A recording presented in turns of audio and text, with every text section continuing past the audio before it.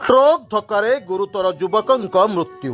ତୁରୁମୁଙ୍ଗା ଥାନା ଅଞ୍ଚଳର ତୁରୁମୁଙ୍ଗା ନିକଟରେ ଗତ ମାସ 18 ତାରିଖରେ ଟ୍ରକ୍ ଧକ୍କାରେ ଗୁରୁତର ଆହତ ହୋଇଥିବା ଯଜାତି କେଶରୀ ନାୟକ, ଯାହାଙ୍କର ବୟସ 33 ବର୍ଷ, ତାଙ୍କର ଚିକିତ୍ସାଧୀନ ଅବସ୍ଥାରେ ମୃତ୍ୟୁ ଘଟିଛି। ସେ ସାହାରପଡ଼ା ବ୍ଲକ ଅନ୍ତର୍ଗତ ମୁକ୍ତାପୁର ଗ୍ରାମର ବାସିନ୍ଦା। ସୂଚନା ଅନୁଯାୟୀ ଦୁର୍ଘଟଣା ପରେ ତାଙ୍କୁ ପ୍ରଥମେ କେଉଁଝର ମୁଖ୍ୟ ଚିକିତ୍ସାଳୟକୁ ନିଆଯାଇଥିଲା। ଅବସ୍ଥା ଗୁରୁତର ହେବାରୁ ତାଙ୍କୁ ଭୁବନେଶ୍ୱରର ଏକ ଘରୋଇ ହସ୍ପିଟାଲକୁ ସ୍ଥାନାନ୍ତରିତ କରାଯାଇଥିଲା। ସେଠାରେ ଚିକିତ୍ସାଧୀନ ଅବସ୍ଥାରେ ଗତକାଲି ତାଙ୍କର ମୃତ୍ୟୁ ହୋଇଛି। ମୃତଦେହ ଗାଁକୁ ଫେରାଇ ଅଣାଯିବା ପରେ ଆଜି ତୁରୁମୁଙ୍ଗା ଥାନା କେସ୍ ନମ୍ବର 186/26 ଅନୁଯାୟୀ ଏଏସ୍ଆଇ ସୟନ ସମିଲ ହୁସେନଙ୍କ ଉପସ୍ଥିତିରେ ପାଟଣାରେ ଶବ ବ୍ୟବଚ୍ଛେଦ କରାଯାଇଛି।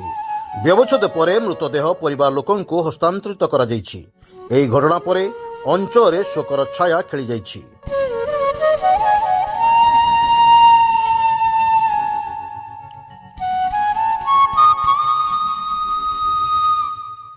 କେଉଁଝର ଜିଲ୍ଲା ପ୍ରତିନିଧି ଦଶରଥ ବାରିକଙ୍କ ରିପୋର୍ଟ, ସ୍ୱତନ୍ତ୍ର ଓଡ଼ିଶା ଲାଇଭ୍।